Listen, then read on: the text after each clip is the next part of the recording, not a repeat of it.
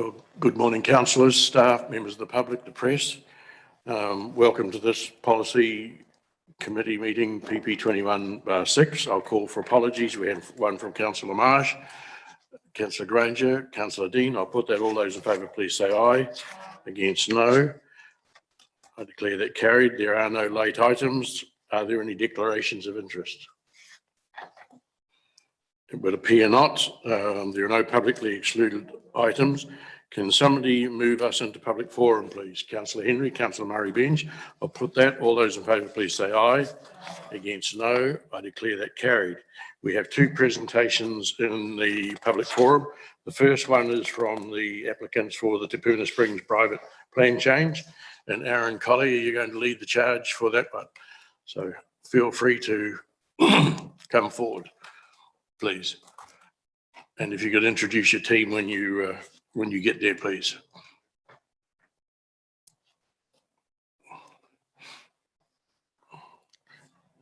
Just Aaron, by the way, we have got a full report and all the details here. So brevity is something we quite cherish in this chamber. So the floor is yours. If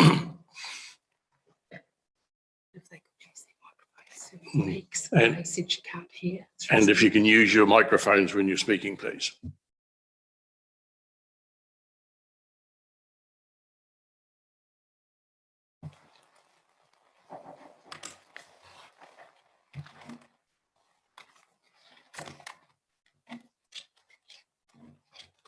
Good morning, Your Worship, councillors, council staff. I'd like to introduce Annalise Michelle, who is the Chief Executive of Supermac Holdings. Annalise is just here today to just assist me, and you may have some questions for us after we've given you a very brief presentation. But before I start, I'd like to just acknowledge Rex McIntyre, who sadly can't be with us here today. This plan change was Rex's vision. He was the founder of Supermac Holdings, and some of you will be aware of his passing at the Te Puna Quarry a number of months ago. So he waited for a number of years for us to get to this point where we could get this plan change back in front of council. The plan change is one which has been to you previously. In fact, I think it was possibly even the last council, but it was effectively put on hold until there was a solution for wastewater at Te Puna.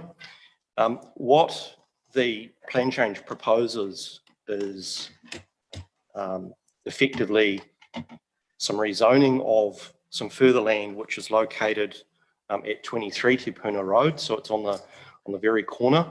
The outline of the area in red is the total area of the site, which is subject to the plan change, and the area in blue is an existing area of land that is zoned commercial, and that's approximately 1.1 hectares.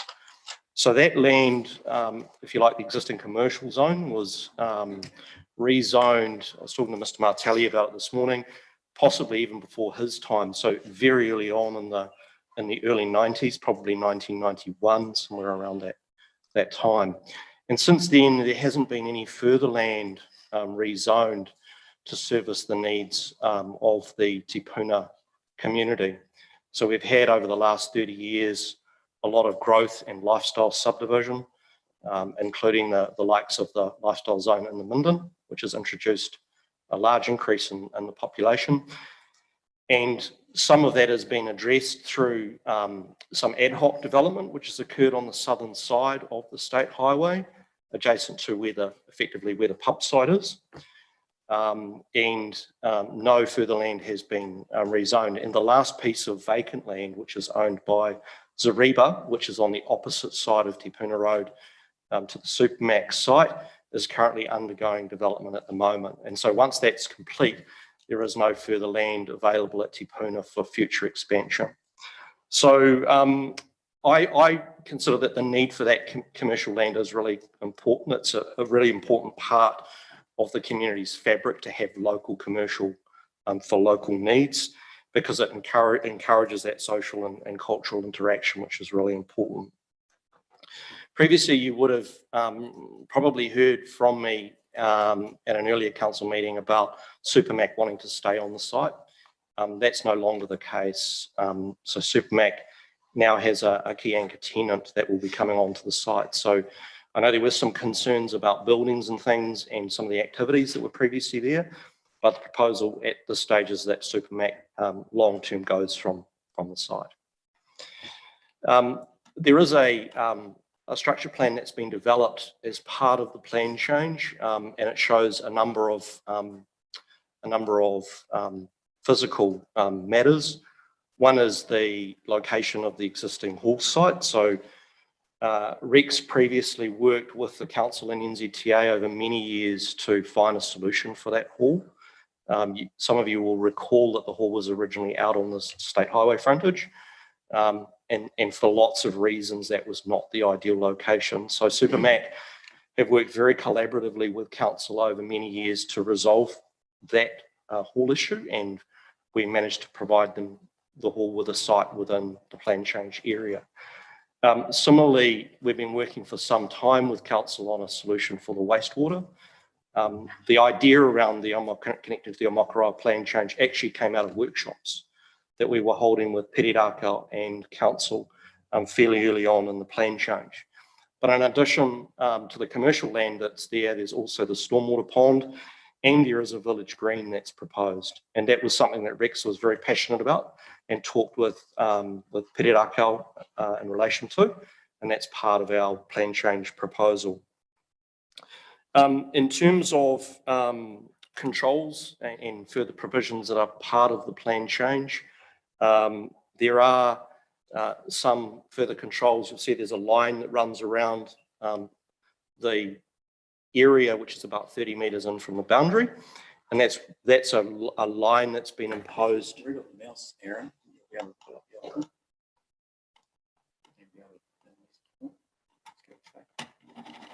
Oh yeah. So that line there, and in discussions with the Muggridges who have land along this boundary here, and they were appellants, some of you may recall they were appellants to the original Hall decision. They've asked that we have a 30-metre sensitive zone effectively, and so we want to avoid any sensitive activities being put in that 30-metre area, and that's predominantly just to address issues relating to spray drift.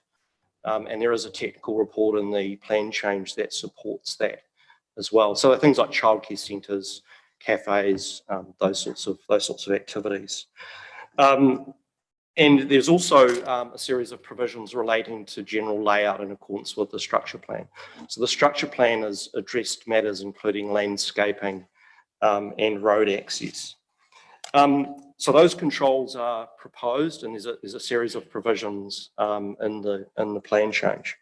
So I don't know, Annalise, whether you have anything further that you'd like to add to what I've said to the council or Neil in terms of servicing or infrastructure. Is there anything you wish to cover? I can just very briefly just cover the servicing, particularly around the stormwater. Okay. So, yep. So currently on the site, and let's borrow the mouse, and the location, you can see there is an existing pond in this location that's currently in place to service the back house that's up here. So the stormwater design that's been incorporated to support the plan change, basically what we've done is accommodated the runoff of that in accordance with their consent. The pond that's in there is pretty small. Applied the runoff from the development. We've got a couple of small ponds each side that they will provide treatment, and then this large pond provides attenuation. So the regional council require attenuation of the 2 and the 10-year frequency storms back to pre-development flows, and 100-year back to 80% of the pre-development flows. So that's what we've accommodated in here, due to the fact that you've got the balance of the sort of area around the roundabout that comes through the site currently, including,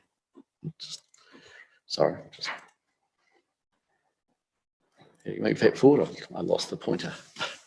There we go. So that's incorporated there. So essentially it is an online pond, but it's near the top of the catchment. So we've accommodated those. Essentially that's taken up quite a bit of the area to actually achieve those requirements terms of reducing the potential impact on the downstream properties between that location and where it discharges into the harbour. So, yeah. And we've gone through the other things. Water's not really an issue. The access is, as seen there, it's accommodating the road. The landform can be shaped so that the lowest point in the roading system is by the pond, so we can manage the overland flows, of which some come from the other side of Te Puna Road as well. So we've sort of gone through and just made sure that we've covered all those, important elements of the landform and stormwater management. Yes, so thank you. We've read the staff report and the recommendation, and we agree with it, and we would like to get on and notify the plan change as soon as possible. So thank you. We'd be happy to answer any questions.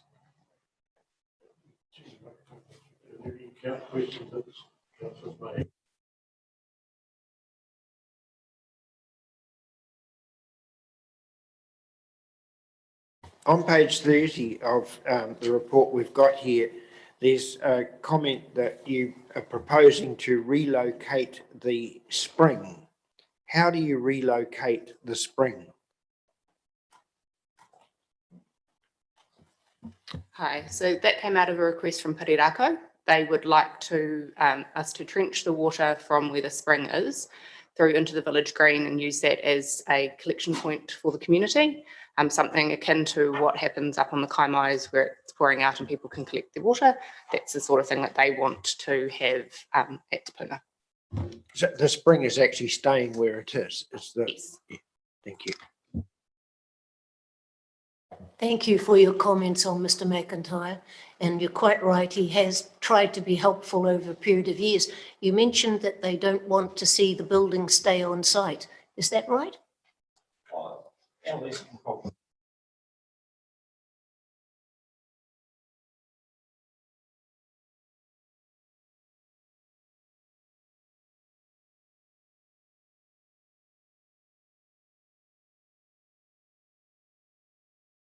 So everything that is currently on site will be gone, and probably sooner rather than later. We're just working through finding somewhere else for us to relocate our portables, and then, moving off there so that we can develop the land in its entirety and make something that Te Puna can be proud of and people want to go to.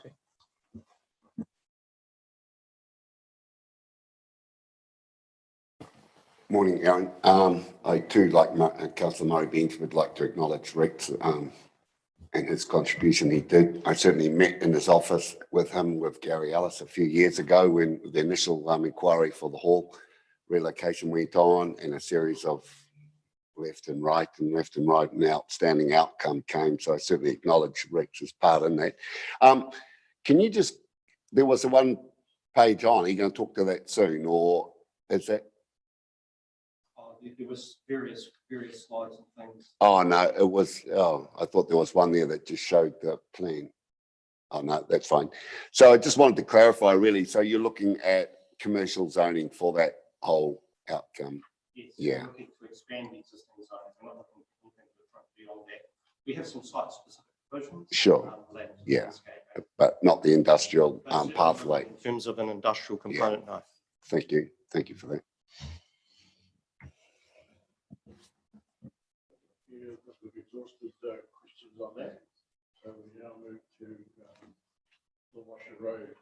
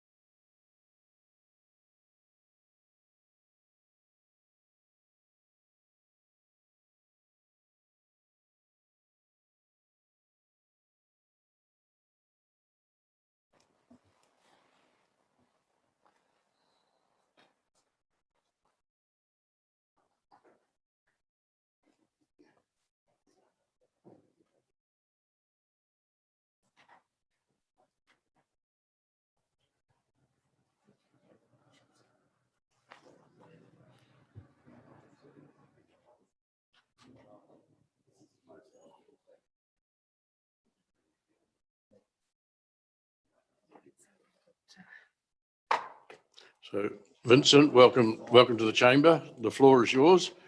We have got the full papers in our papers today, so really brevity is appreciated, and the floor is yours. If you could use.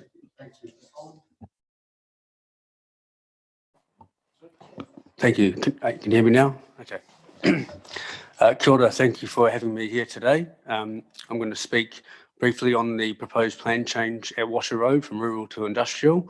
I'll just preface this by saying I'm standing in for the Managing Director, Richard Coles, who's led all this to date. He's just unable to be here today, so I'll do my best to answer any questions you may have. It may not be able to answer everything, but I'll take you through and give you a snapshot of this plan change. So it's a proposed plan change in Te Puke from rural to industrial land. Sorry. Yeah, so the site is in the northern extent of Te Puke. This plan here is just showing you the general location. So if you come in from Tauranga, you have industrial land on your east of Te Puke Highway, and you come into Te Puke itself, hang a left past Cameron Road, and you're into Station Road and Washer Road where the site is. I'll go to a more detailed plan here. So as you come into Te Puke Township, this is Cameron Road here. You immediately hang a left and you're onto Station Road over the North Island, the East Coast Main Trunk Railway Line, left along Station Road to its end where it turns into Washer Road. And this is the Eastpak kiwi fruit plant here. On the eastern side of the site is the Ohinianganga stream. And further north of this is rural land, as you'd expect. And south of the site is Te Puke Township. The reasons for the plan change, first and foremost, is the feasibility of developing industrial land at other sites. So we are aware of, for example, the Te Puke West industrial land, which is this photo here. It's a lot lower than the site that we're looking at. It's got a river, the Rapahoi stream running through it, I should say, and it's just inherently more difficult to develop. This site that we are looking at, it has quite a lot of advantages. It's next to Eastpak, which is obviously industrial in nature. It's a thin wedge in between the industrial site, a stream, and then residential land further to the west, up the east of Te Puke. It's quite a small site, reasonably speaking. It's 7 hectares of land, 6.1 hectares that we're proposing to go to industrial, 7 in total of the site, which is very small in terms of impact on the rural land resource. And there is demand for industrial land at Te Puke. The 2018 Smart Growth Report reveals as much. It's the highest uptake of industrial land in the Western Bay District. The constraints for developing the site, it is not without constraints. It is flood prone, like a lot of land around Te Puke and in between Te Puke and Papamoa. So this area here you're seeing is subject to a flooding overlay, and we've investigated that quite thoroughly. The amount of engineering required to make this land suitable for development is a lot less than other industrial sites, and the downstream effect will be less than 15 mil, and downstream is all owned by the same landowner. So it's a site that is really an opportunity for quite more easily addressing the flooding issues. The Ohinianganga stream is of high importance, both ecologically to Bay Plenty Regional Council and to iwi. We have discussed this and engaged with Waitaha and Tapawika, and the result of that has been a comprehensive solution in terms of stormwater treatment and discharge into the Ohinianganga stream. There are also 2 easements which are of importance, natural gas in here and a drainage easement here. And we've received thorough geotechnical advice to ensure that the land can be developed without affecting the integrity of those infrastructure resources. So the structure plan, this is a simple depiction of it, but we have a centralised access point in from Washer Road, which is evenly distributed between the accesses into Eastpak, which are quite further away on the other side of Washer Road. Stop banks to the stream would be protected. There's a landscaping buffer proposed for further ecological enhancement and planting to the Ohanianga stream. As I said, a comprehensive stormwater solution has been worked through so that all stormwater from the site would be able to flow, which is natural drop in elevation from south to north, flow to a treatment wetland at this location where it's robustly treated before it discharged to the stream. There's also roading and pedestrian upgrades proposed, being a pedestrian bridge over Station Road and a roundabout at Cameron Road and Jellicoe Street. That's a snapshot of the proposed structure plan. And the total developable area will be 6.1 hectares of industrial land brought to market with a lot more inherent feasibility than other sites. So happy to take any questions. I'll answer them as best as I can. The current single lane bridge, has there been any investigation to upgrade that? I'm not sure, Don. I'll have to get Richard to come back to you on that. But I know it was agreed. It's been agreed with. No, that council roundabout staff. sounded pretty impressive on Station Road intersection. If you ever try and turn right out of there, it's Yeah, so that's a permanent roundabout Yeah. that's proposed there and quite an upgrade to the existing intersection. Yes, you referred to Gary Ellis haven't built any bridges for a while. Is inherent in developing that, but you made the statement that it's a lot lower altitude than this land. Are you able to quantify how much higher altitude this land is? Well, if I go to these pictures here, I mean, in terms of actual meters, I can't off the top of my head, I'm afraid, but this is just a visual depiction. So this is State Highway 2, the old State Highway 2 to Puki Highway here. Yeah. You can see it's dropped away from the road, whereas this is the industrial land that we're referring to for this site. You can see it's higher than the road, than Washer Road itself.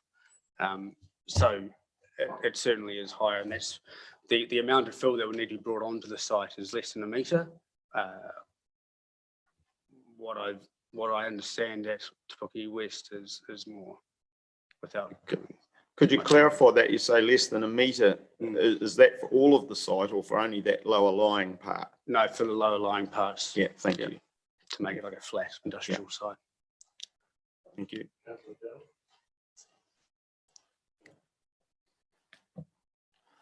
Yeah, hi.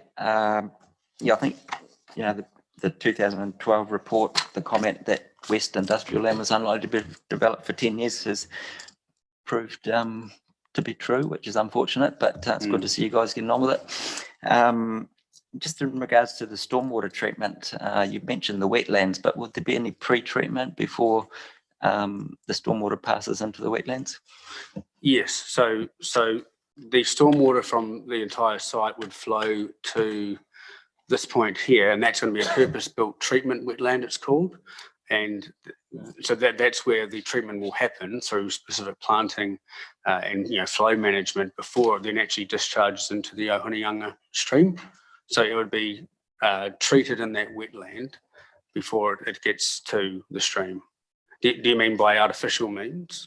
Yeah, I guess you're just relying on the wetlands to do the treatment. Is that what you're saying? At this stage, this is I suppose a structure plan level at the moment. There's specific rules that are proposed for certain activities. So if you had an activity that was more prone to, say, generating hazardous waste or something like that, then the resource consent process would allow for, say, requiring conditions on a device that has to treat that waste before it even gets into the system. So that scope is there in the proposed rule framework. Can I ask just about the roundabout? Just reading the report, this is something that the developer is obviously contributing to through financial contributions, but it's not on the developer to develop the roundabout and the pedestrian overbridge. Right. Yeah. My understanding is it's been agreed it's been agreed between council officers like probably Jim Patterson and the likes around what needed to be done there as a proportionate response to the degree of traffic that would go on the road and impacts. So that has been agreed. Yeah, I'm not too sure who's going to be leading it. Maybe I'll be council. I'm not sure of those details. I can get back to you on that though, back to the committee. One final one. I don't think it's in the report, but, and you didn't mention it, the Collins Lane intersection with Te Puke Highway. Is there any consideration of a roundabout there as well? We have very recently, as in like the last 3 or 4 days, received a comprehensive set of comments from council's traffic team, and there is mention of that. So I suppose it's something we're going to go away and have a look at. This was the upgrades to the traffic environment were agreed over a year ago with someone who's no longer with council, whose name escapes me, but they were agreed about a year ago. It has very recently come up, so it's something that will be looked at as part of rounding out the details of the plan change with council officers. But we only literally got it a few days ago, so we need to have a good look at it. Thank you. Councillor, you're on Zoom. Have you any questions by any chance? No, all of my questions have been answered. Good to hear that you've been in communications with both iwi. I think that's really essential, especially with this parcel of land. And like my other councillors, good to see some industrial land, because I know we're at capacity within town. So yeah, pretty happy with the report. Thank you.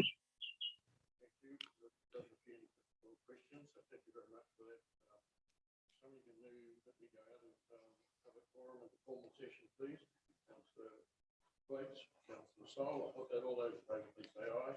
Aye. Against no, I declare that carried. Thank you very much. The main body of the report, page 6.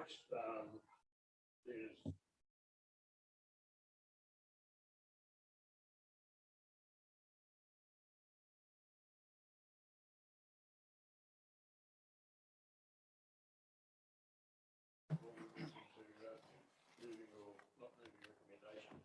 Good morning, councillors. I take it that you all would have read my report anyway. The position is that the report just be received.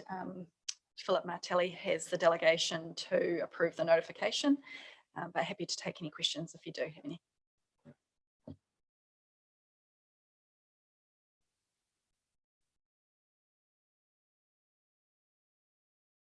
Yeah, I just wanted to ask, is there any possibility or does it make sense to roll these into the district plan review?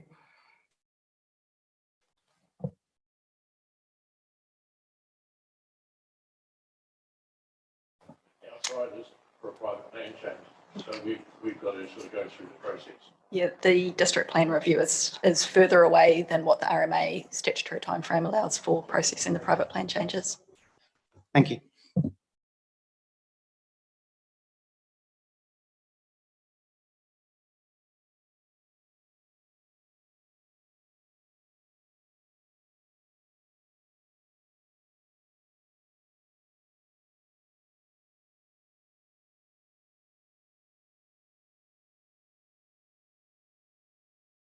I just think that Mr. McIntyre tried to work closely with the council over a number of years.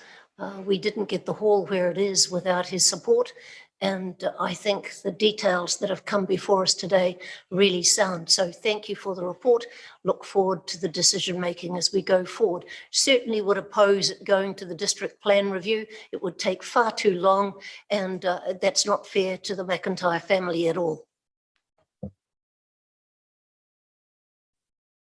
Yeah, I'd like to speak in favour of the motion, the recommendation, and noting that, particularly in regard to Te Puke industrial land, 10, 12, 15 years ago when Gail and Peter West initiated their West industrial plan change, it was very visionary and bold and came at considerable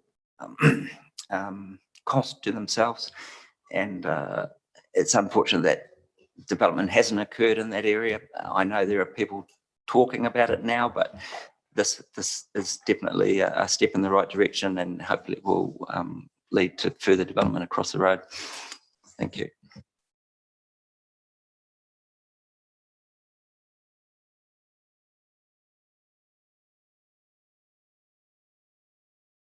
Please say aye. Those against, no. I declare that carried. Thank you very much.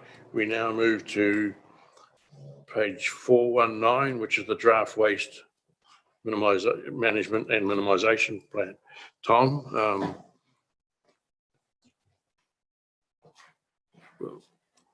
we'll take this as read because we've all been through it, but are there any major points that you want to point out for us?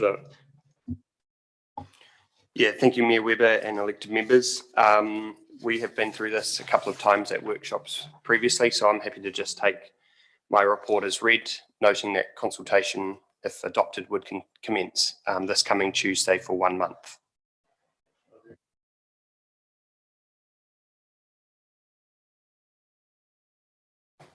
Yeah, I just had a couple of points I wanted to pick up in the draft for consultation. Page 438, the definition of public place seems to have disappeared in the workshop. That with definition used was that defined in the Letter Act 1979, and in this one it's just sort of disappeared. So that perhaps ought to be corrected. Secondly, on page 440, under the definition of waste treatment and disposal services, first line there, the treatment or disposal of waste, not all waste.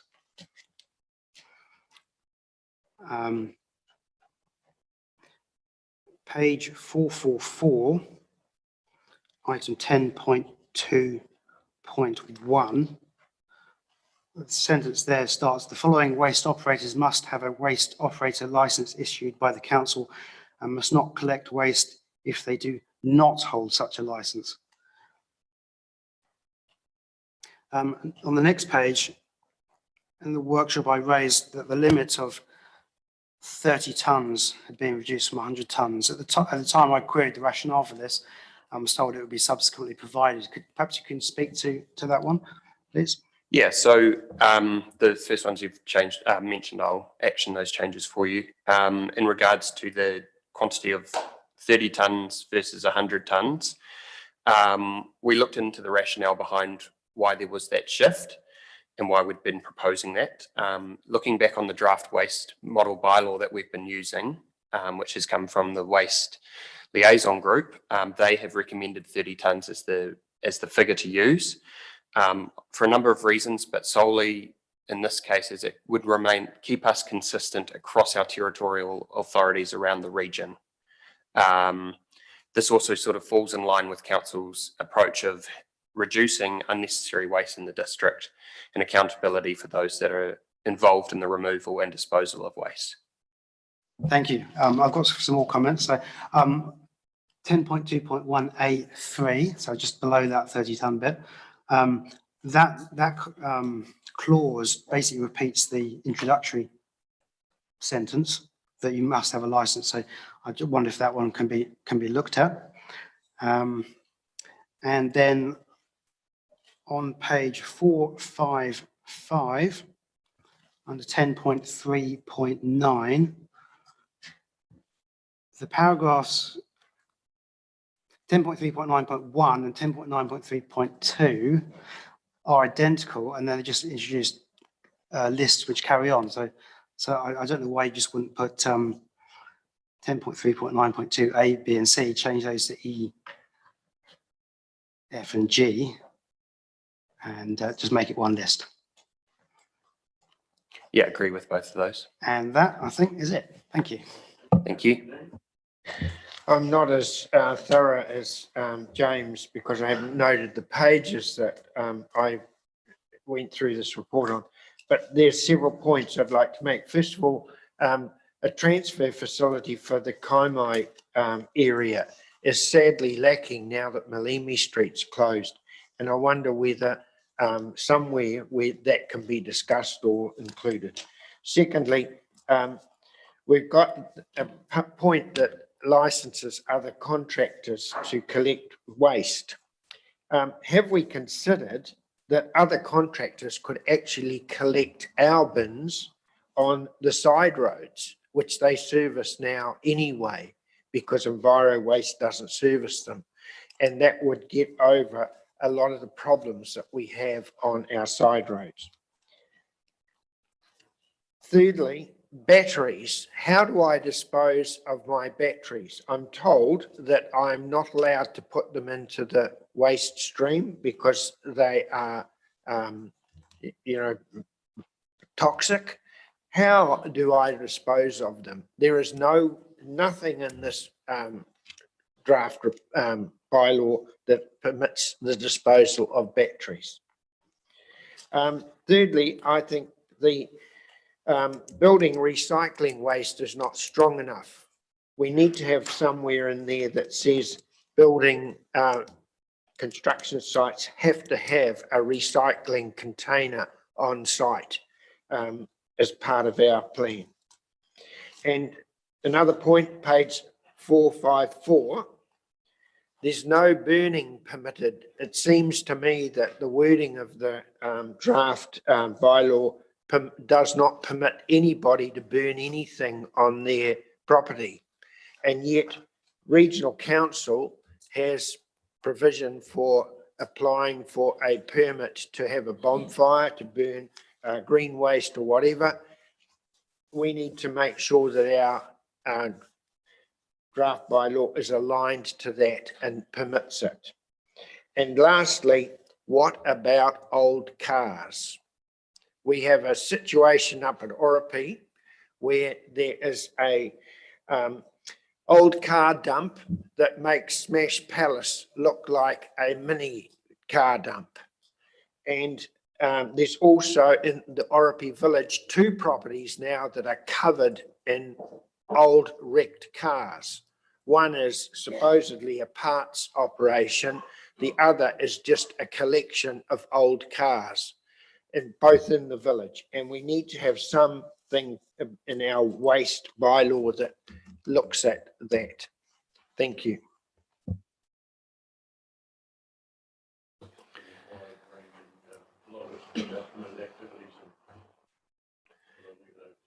Yeah, I'll try and recall, going back to your first point, Murray, Councillor Granger, that Councillor Dean, memory test.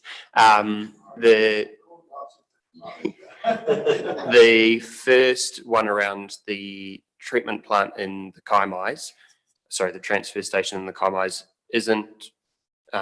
doesn't fall in line with the operations of the bylaw.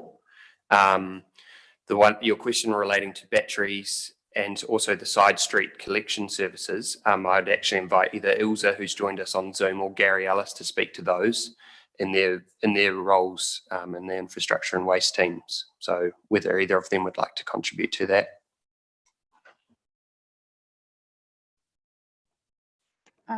Good morning, councillors. Ilza Kruis speaking. With regards to batteries, at the moment we do have the opportunity at our recycle centres for people to bring and recycle their batteries. You will recall that some years ago you've actually had a council decision that we should implement a battery recycling collection at our recycle centres, and we also have it at our service centres here at Barks Corner as well as in the district. It doesn't come cost neutral because it does cost us to send those away to be recycled responsibly. We do also at our recycle centres collect car batteries. For that we send to a metal recycler, for which we do get some money back. So there is opportunity in our district, but it will depend on the customer to actually bring that in to our centres to be recycled. I can also comment on the Lower Karmai area that has got nowhere to recycle.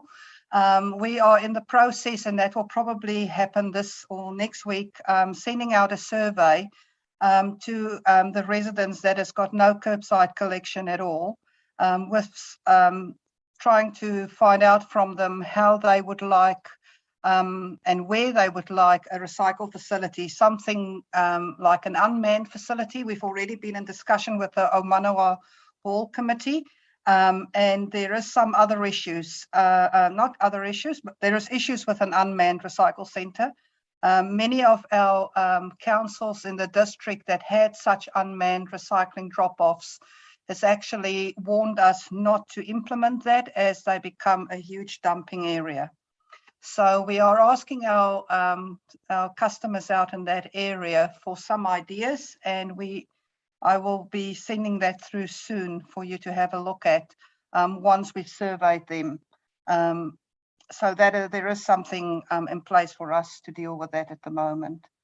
I can't remember what one of the other I think questions were. that's fine. That's fine. Thanks, Ilse. We now have Councillor Granger. The real one. Page 443, section 10.1.1.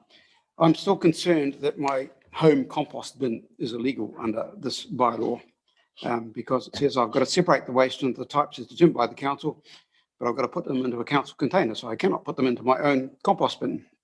And even if I could, under 10.1.2c, any waste container is regularly emptied when full. Well, that's not how the compost works. You fill it up and you leave it there. So can we clarify how we get away with our home compost bins, please? Through you, Mr. Mayor, my query back would be the compost container, is that being collected by a council service or by a licensed waste operator? Yeah. So then it wouldn't be relevant to what the bylaw is trying to enforce.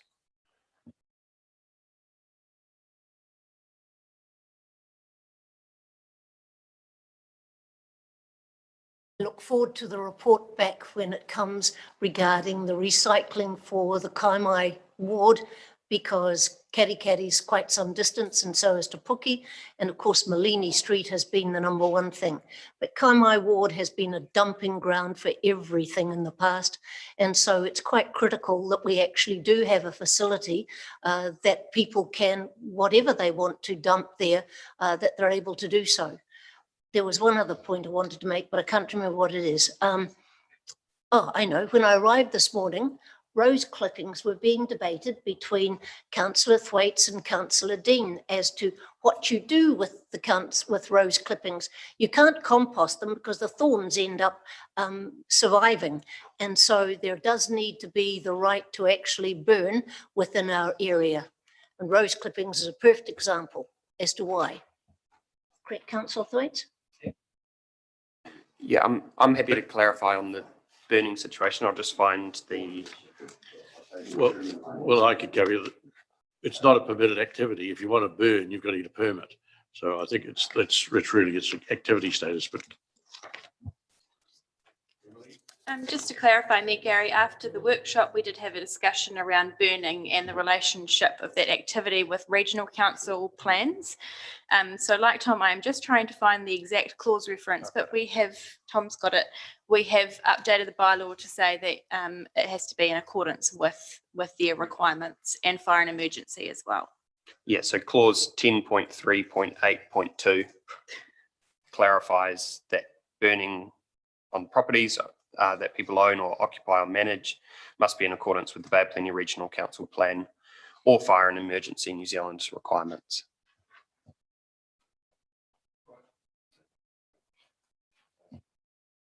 With your knowledge and experience, would you be recommending to the Regional Council before they come out with a rule that might not be appropriate? so, sorry, that's up to us to not the staff to put a submission in if we so need fit. But before we get too much further down into the weeds and work out where we're going to dispose of them, there's four recommendations there. Remember, this is going up for public consultation, and some of the comments today are almost fringing on I've made up my mind, but we're supposed to have an open mind at this stage before we go out for public consultation, and we'll make our decisions once we have the submissions back. So there are recommendations there. Do I have a mover and a seconder, please? Councillor Sol, Councillor Henry. Is there any discussion? It appears not. I'll put that. All those in favour, please say aye. Against, no. I declare that carried. We now move to page 463, which is the local alcohol, which again is for public consultation, and also the local, I'll make my comment now, the local alcohol bylaw. For those of you that waded through both documents, you are incredibly diligent councillors. I would have appreciated it being one paper, but I understand after all my time how local government works, and it's difficult to change. So we're now on the draft local alcohol policy for public consultation. Councillor Murray-Bench. I'm happy to move the recommendation, sir. I think it's great that we are actually in control again and not linked up with Tauranga City, which we were before. And it was a long procrastinated system that we went through.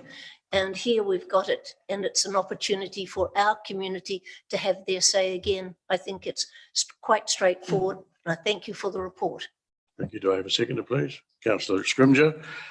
Before I put that, I'll just remind you of recommendation 7 that the police intelligence reports will be retained and confidential. But with that, I'll put that. All those in favour, please.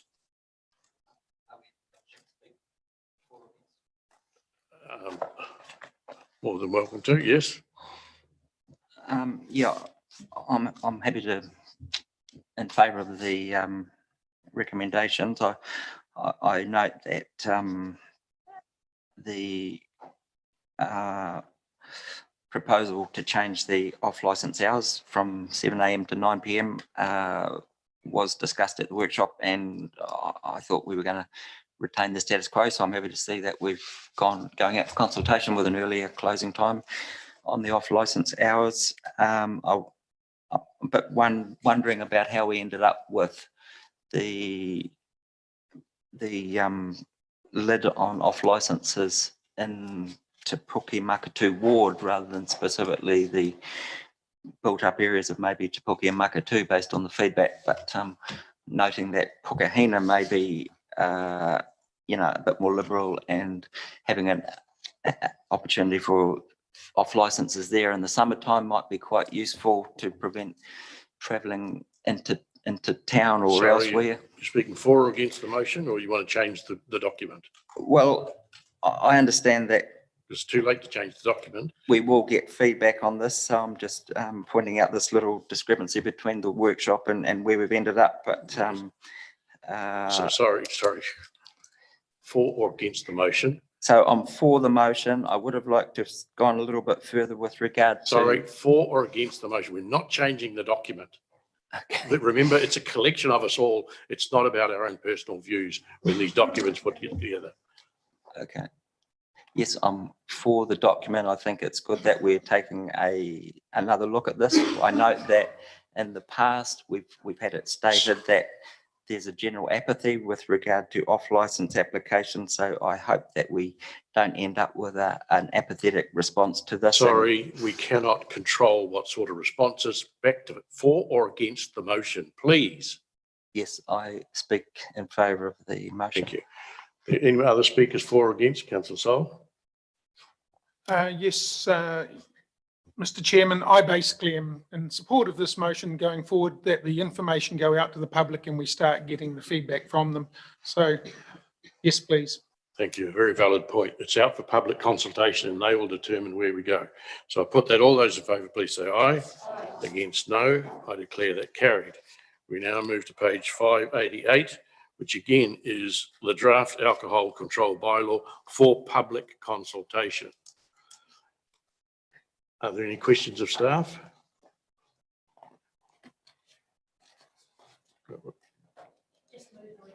Right, thank you. We have a mover, Councillor Murray-Bench, second, Councillor Henry. Sorry, I had a question. Sorry. So my question is in regard to the boundary on page 610.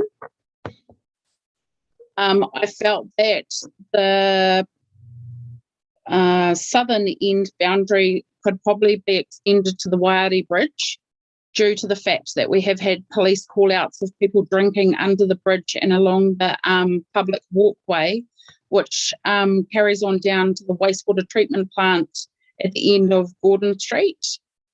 And also likewise with the Dudley Virco Cemetery and Ronald Lane, which sweeps around the back of, I think it's East Pack out there.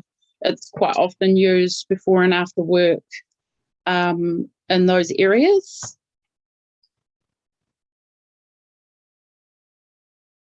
So the boundaries are currently based on the regional council's urban limits, but we can change those if that's what council would like to see changed for the version that goes out for consultation.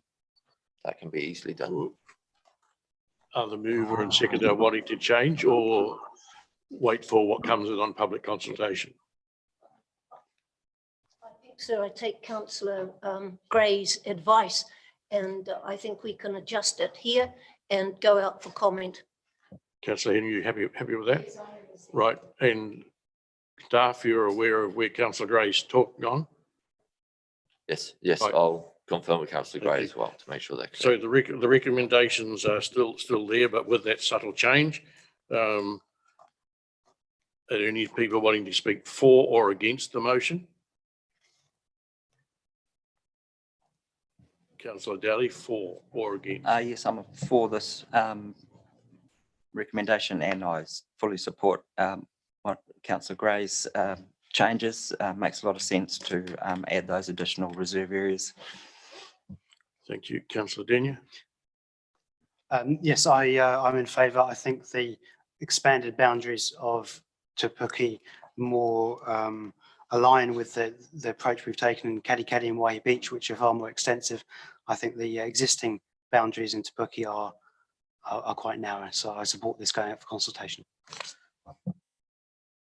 Thank you. There appears to be no more speakers for or against, so I'll put the motion. All those in favour, please say aye. Against, no. I declare that carried. We now move to page 636, which is again just a pro forma thing we have to go through. The submission has already gone, but this is the recommendation that be received. Councillor Granger, Councillor Dean, moved and seconded. Is there any discussion? It appears not. I'll put that. All those in favour, please say aye. Against, no. I declare it carried. So that brings us to the end of the meeting. Thank you very much.